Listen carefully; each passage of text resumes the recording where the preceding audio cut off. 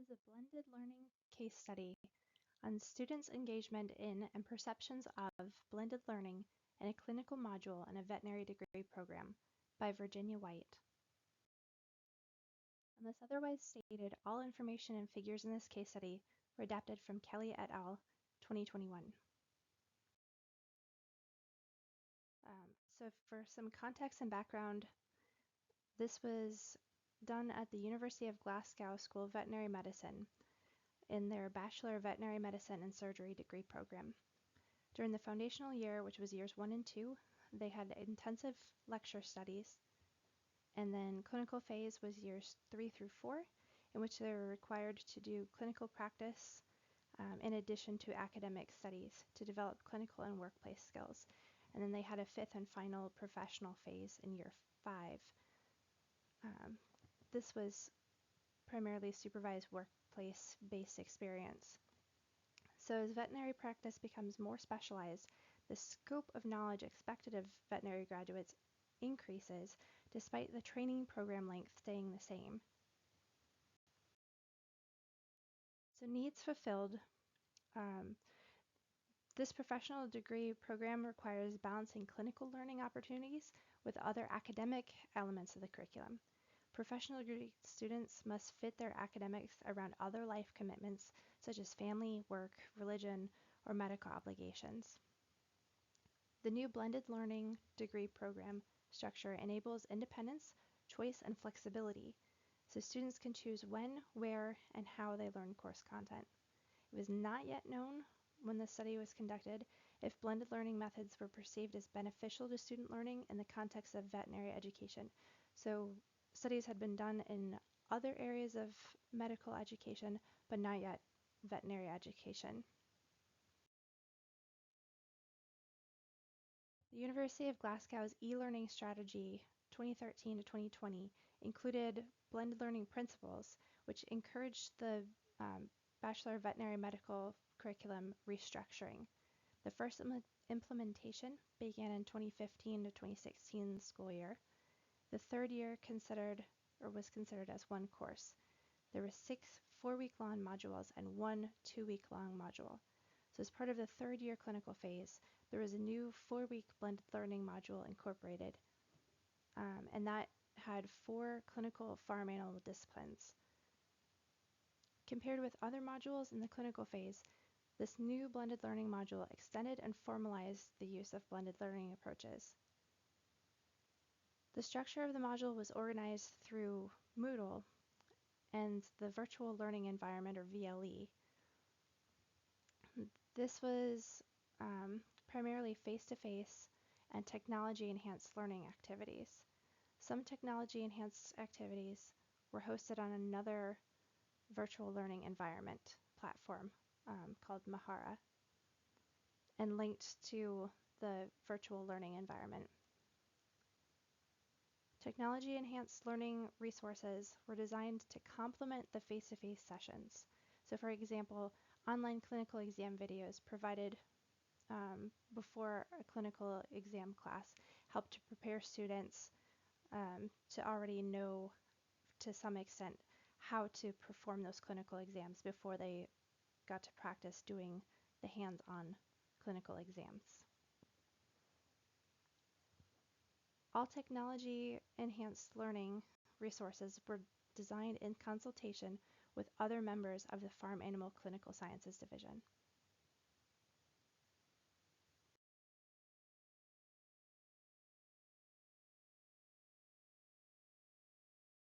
For blending learning implementation, both the revised foundation and clinical phases used blended learning via fewer face-to-face lectures and more practical classes and small group case-based learning sessions.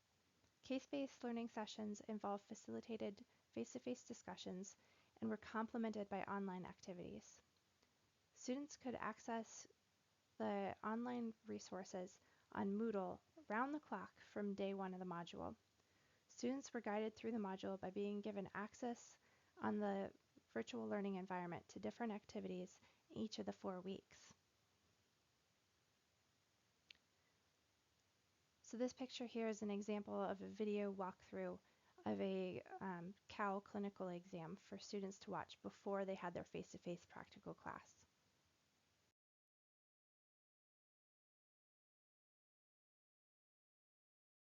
The assessment of the blending learning implementation is discussed over the next few slides. They assessed the engagement and perceptions of blended learning by sampling all 123 students enrolled in the first cycle of the module. Data were recorded for 6 weeks, so 4 weeks during the module and then 2 weeks after the module ended, leading up to the summative assessment. To assess student engagement in the module, attendance at face-to-face teaching sessions was recorded. 100% of students attended the face-to-face teaching sessions. All 123 students undertook the group end of module summative assessment, and all students passed that summative assessment.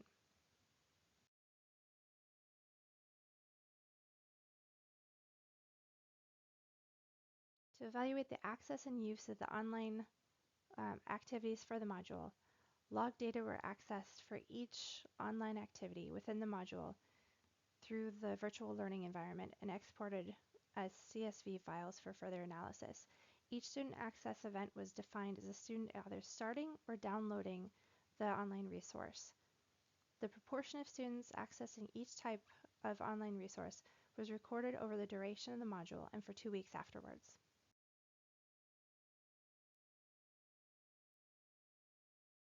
So what they found was that all 123 students downloaded lecture material and practical and CBL, or the case-based learning guidance. 95.9% of students accessed clinical exam videos. 85.4% of students accessed the parasitology textbook. 72.4% of students accessed the farm calendar.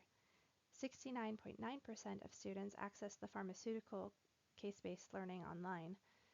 64.2% of students accessed the end of module quiz, and 44.7% of students provided the optional module feedback. Practical and case-based learning guidance, clinical exam videos, and parasitology textbooks were accessed less than or equal to 2 to 5 times.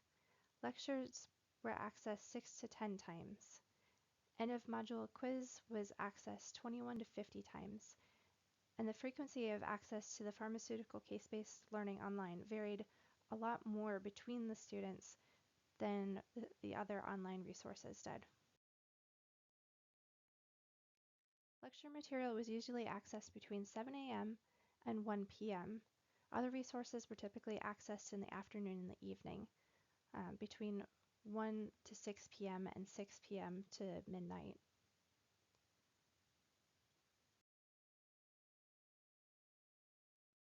Another part of the assessment was the questionnaire. So they did a 5-point Likert scale and asked students to select which statement they more strongly agreed with, they were neutral, disagreed, or strongly agreed, or strongly disagreed, sorry. Feedback was voluntary, and they got a poor response rate of less than 50%. Students were generally satisfied with the module and agreed that learning expectations were clear. Most students agreed or strongly agreed that the workload and mental challenge were appropriate. Most students agreed that lectures made face-to-face teaching material interesting and provided useful feedback. The majority agreed or strongly agreed that the online learning content was organized, relevant, and easy to navigate. Online communication, instructions, and support were adequate. Half the students agreed that the online calendars and parasitology textbook were useful. The majority disagreed that the pharmaceutical case-based learning was useful. On the free text of the questionnaire, students were allowed to elaborate on some responses. So 55 positive responses were received regarding the balance of face-to-face and online activities. In those face-to-face activities, students appreciated practical classes and case-based learning seminars. They enjoyed face-to-face sessions that were complemented by the online learning modules because they provided an opportunity to apply their theoretical knowledge in a practical setting. Staff interaction helped apply lecture content or real-life scenarios, and 3 students said that similar interactions were not present in the online case-based learning sessions. Students expressed that the online learning should not be used to replace face-to-face teaching activities, especially for clinical skill teaching.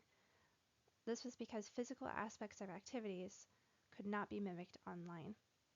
For example, if you are learning to palpate for a bowel obstruction in an animal, you can't get that same kinetic fingertip knowledge using an online module that you would get doing a hands-on exam.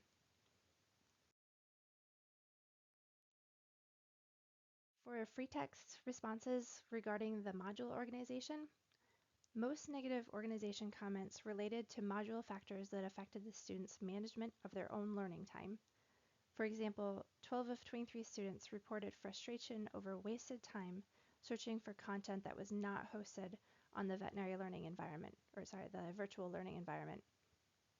Other negative comments related to late provision of both online and face-to-face teaching. So some students said that staff arrived late to give lectures, and that sometimes lecture materials were uploaded to the virtual learning environment after lectures were given. Teachers' tardiness made it difficult to prioritize content in the students' study time. Additionally, last-minute changes to lecture materials was disliked, especially when students came prepared to class with printed lecture notes. In responses regarding time management, the majority of comments related to online activities taking longer than expected, specifically the farm animal calendar and the group summative assessment. Participant factors. Comments were on engagement and activities being affected by students' previous knowledge. So some module content was said to overlap with content covered previously in the veterinary degree program. Some students perceived too much overlap, but most students found the overlap positive, which helped to integrate the module content with presumed prior knowledge. Benefits in blended learning and veterinary education. Blended learning techniques may be well suited to veterinary medical training to balance academic and workplace learning requirements. The use of multimodal learning methods can encourage students' development of critical thinking and problem-solving skills.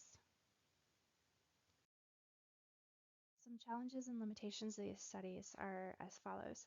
Overuse of the online content over face-to-face methods can lead to student disengagement and promote superficial learning practices instead of deep learning practices where that information is critically examined and kept for a longer term.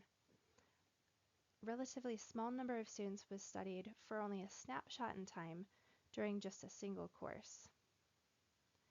End of course feedback was reported to be more likely to be given by students who have grievances. Because the course feedback questionnaire in this study was optional, the results may have been biased. The researchers didn't assess access to online resources from the module 4 months after the end of the course, when the students would have been preparing for their exams. So did the students take advantage of the online resources later? We don't know from this study.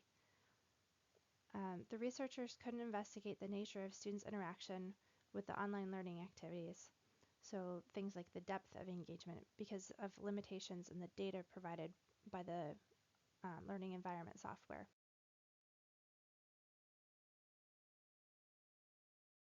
So my analysis of this based off of learning that we've done for the course is that involved instruction was identified in this case study. So they did a use of blended learning, which had positive overall student feedback. And they used a digital homeroom that had links to learning activities and resources, but it could be improved by linking all of the resources so students didn't have to run around and waste time trying to find resources in different places. The technology used fit instructional and content needs, and this received positive student feedback in the questionnaire. Technology served a specific purpose and was similar to a flipped classroom model. Both of these aspects enabled independence, choice, and flexibility for the veterinary students, and this also made face-to-face learning more efficient. Looking at an analysis based on the PICRAT framework, lectures and videos seemed like they were passive.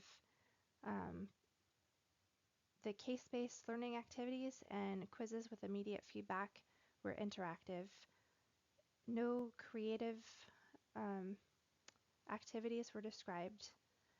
Online content replaced some of the face-to-face lectures, which made that face-to-face time more efficient.